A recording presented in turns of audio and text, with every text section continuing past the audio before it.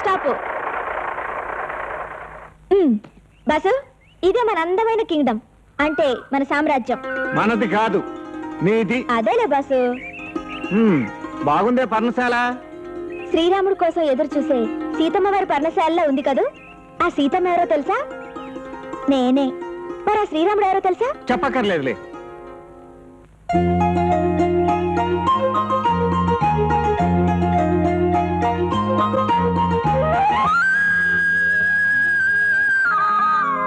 పరాయి స్త్రీ, నీకు కూడా టేస్ట్ ఉంది. మరేమిటనుకున్నావు? అవును, ఇక్కడ ఎవరూ కనిపించడం లేదు, ఒంటరిగానే ఉంటున్నావు నువ్వు ఇక్కడ? ఉండకేం చేయను, నాకెవరూ లేరు. మా అమ్మ నాన్న నేను 9వ తరగతి పరీక్షలు రాస్తున్నప్పుడు రాజమండ్రికి వెళ్ళొస్తూ బస్ యాక్సిడెంట్ లో ఇద్దరూ చనిపోయారు. అప్పటి నుంచి మా నాన్న వదిలిపెట్టి వెళ్ళిన ఈ కూరగాయల వ్యాపారాన్ని కంటిన్యూ చేస్తున్నాను. ఏమిటో ఈ బ్రతికిలా ఒంటరిగానే మిగిలిపోతుందో ఏమో. నేను పరాయి స్త్రీని కదా? కాదు, ఈ రోజు నుంచి నువ్వు నా స్త్రీవి.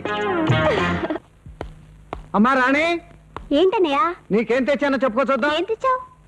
నాయనమ్మా, లక్ష్మి, పిన్ని. ఏమిటి బాబు హడావుడి? రా చెప్తాను అన్నారండి. అదిగో చూడండి. అరే, కొత్త మోటార్ సైకిల్. ఎలా ఉంది? ఓ, బ్రహ్మాండంగా ఉందన్నయ్య. ఇంతకీ ఇది ఎవరికి అనుకుంటున్నావు? ఎవరికి? నీకే. నాకా? నాకెందుకు? రోజు కాలేజీకి వెళ్ళి చదువుకోవటానికి. నేను కాలేజ్ మానేశానుగా. నువ్వు ఎందుకు మానేశావో కారణాలు చూపెడుతూ డాక్టర్ ఇచ్చిన సర్టిఫికెట్ ఇదిగో. నువ్వు తిరిగి కాలేజీలో జాయిన్ అవటానికి పర్మిషన్ ఇస్తూ మీ ప్రిన్సిపాల్ ఇచ్చిన ఆర్డర్స్.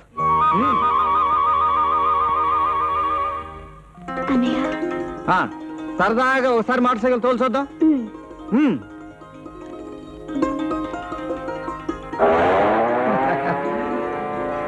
సరేగా నాయనమ్మా, కేసు ఎక్కడ కనపడలేదు? ఏమో బాబు, ఎక్కడో తిరుగుతుంటాడు. తిరుగుతూ ఉంటాం ఏంటి? అసలు కేసు ఎందుకు చదువుకోవట్లా? ఎందుకంటే ఏం చెప్పను బాబు, వాడికి చదువు అబ్బలేదు. పొద్దునెళ్ళి రాత్రికి వస్తుంటాడు, రోజంతా ఏం చేస్తాడు?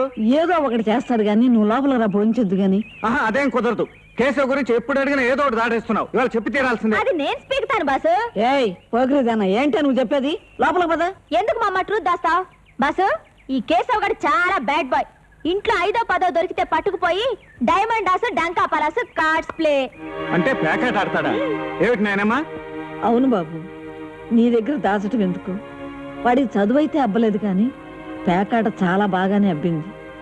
ఈ ఊళ్ళో పని పాట లేని వెధవలు చాలా మంది ఉన్నారు.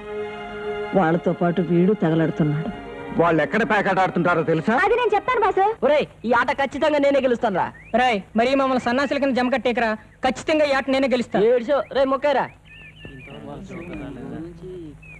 ముక్కంటే ఇలా తగలరా. కేశవ, అవి అక్కడ బారేసిన వెంటనే బయలుదేరు. నువ్వెవరు నాకు చెప్పడానికి? నీకు అన్న లాంటి వాడిని. అన్న లాంటి వాడివే గానీ అన్నావు కదగా, నీ పని నువ్వు చూసుకోపా. కేశవ, అన్న చెప్పినా అన్న లాంటి వాళ్ళు చెప్పినా మంచిని మంచిగా తీసుకోవటం మంచి వాళ్ళ లక్షణం. మర్యాదగాలే. మర్యాదగా లేవాలా? నేను లేవను. ఏం చేస్తావు?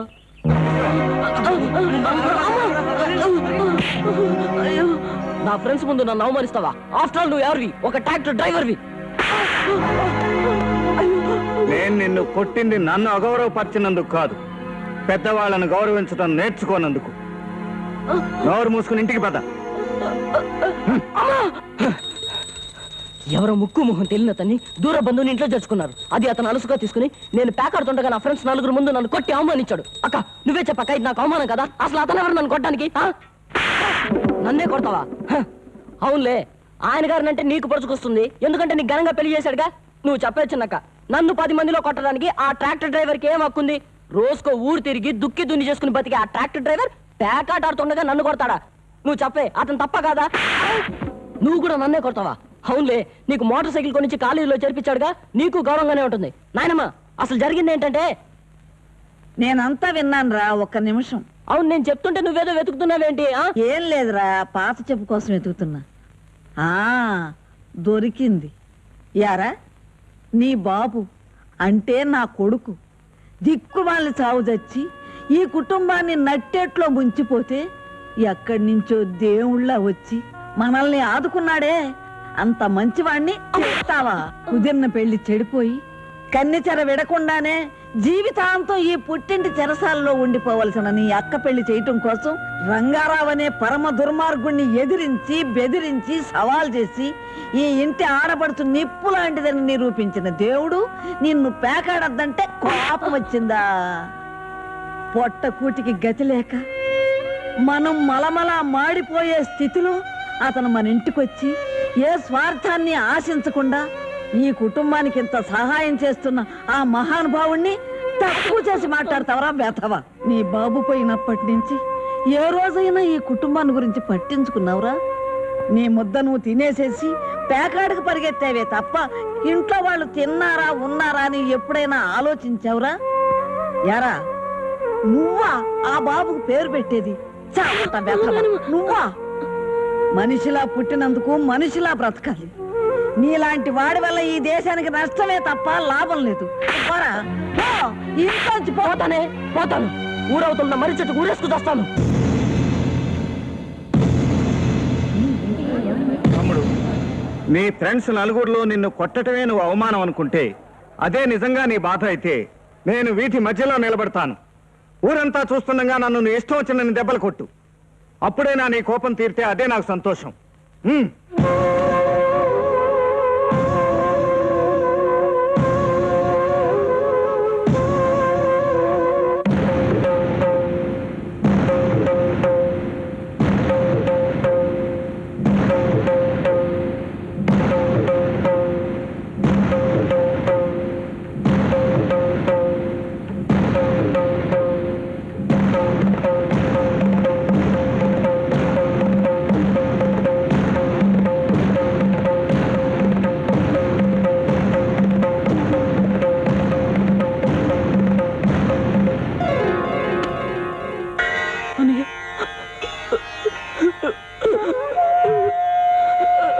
నన్ను క్షమించన్నయ్య. ఇంకెప్పుడు పేగండన్నయ్య. ఏ తప్పుడు పని చేయనన్నయ్య. నువ్వు చెప్పినట్టు వింటానన్నయ్య. తమ్ముడు, ఒక మాట చెప్పినా నిన్ను ఒక దెబ్బ కొట్టినా నీ మంచి కోసం, నీ భవిష్యత్తు కోసమే కానీ నా కోసం కాదు. నువ్వు ఇలా పని పాట లేకుండా ఖాళీగా ఉండటానికి వీల్లేదు. పద.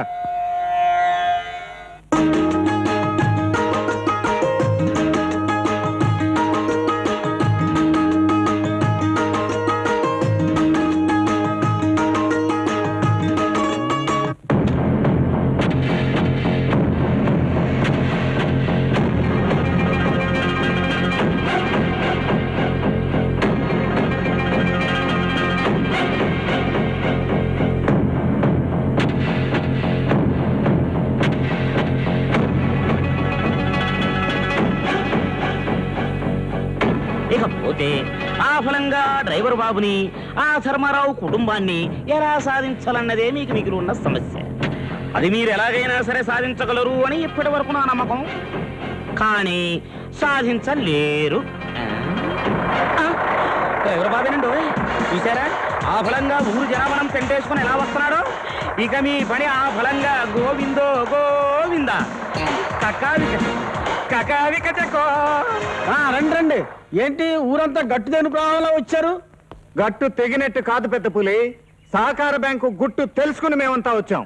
సహకార బ్యాంకు ఈ ఊర్లో ఉన్నట్టు ఎలా తెలుసు? సహకార బ్యాంకు ఉన్నట్టే కాదు, ఈ 30 ఏళ్లుగా నువ్వు నొక్కేసిన అకౌంట్స్ తో సహా వచ్చాం. ఈ అకౌంట్ పుస్తకాలు బయటకు ఎలా వచ్చాయి పంతులు? ఎలా వస్తే ఏంటి, ఆ అకౌంట్ల ప్రకారం నువ్వు బ్యాంక్ 30 లక్షలు కట్టాలి. కట్టకపోతే ఏముంది, రేపు పోలీసులు వస్తారు, నిన్ను అరెస్ట్ చేస్తారు. ఆ తర్వాత నీ పని ఏ ఊలేపే. దానికి అర్థం ఏంటి పంతులు? ఏ ఊలేపే? 7 ఊచలు లెక్క పెడతామని అర్థమండి. అంచేత రంగారావు, ఆ 30 లక్షలు కట్టేస్తే మంచిది. లేకపోతే మీ పంతులు చెప్పినట్టు చిప్పకూడు డిప్ప కటింగ్ తప్పదు జైల్లో. ఎప్పుడు కట్టేస్తావు క్యాష్?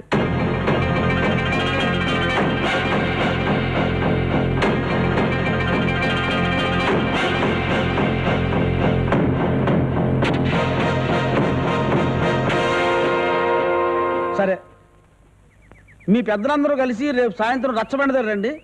ఈ 30 లక్షలు అక్కడ కట్టేస్తాను. చాలా సంతోషం. ఇంత తేలిగ్గా ఒప్పుకుంటావని నేను అనుకోలేదు. సమయం సందర్భం నాకు తెలుసు కదా. మంచిది, పదండి. పదండి పదండి. అయ్యా, ఆ ఫలంగా వాళ్ళు వచ్చి అడగడం మీరు ఒప్పేసుకోవడం అంతా అయోమయంగా ఉంది ఏమిటండి? పంతులు, ఇంతకాలానికి నీ తెలియని ప్లాన్ నేను వేసానంటే చాలా ఆనందంగా ఉందయ్యా. అమ్మా, నేను సహకార బ్యాంక్ జమ కట్టవలసిన 30 లక్షలు అవిగో. పెద్దలందరూ లెక్క పెట్టుకొని జమ కట్టుకోండి. ఈ చెత్త ప్లాన్ ఏదో గట్టిగానే వేసినట్టుందే. లేకపోతే 30 లక్షలు ఎందుకు జమ కడతాడు? పూజారి గారు, 30 లక్షల క్యాష్ కరెక్ట్ గా ఉందో లేదో చూడండి.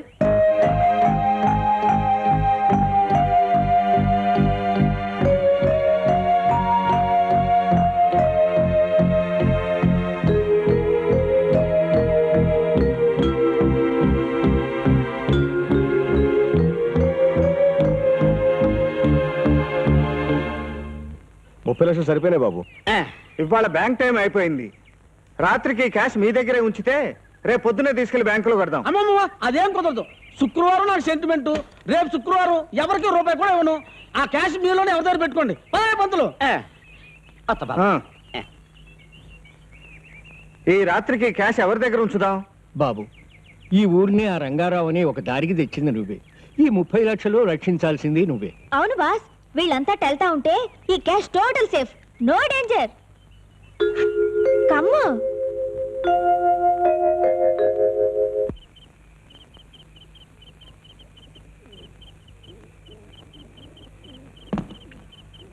తెల్లవార్లు నిద్రపోకుండా ఈ డబ్బు కాపలా కాయాలి. అందుకే టీ కూడా అరేంజ్ చేశాను.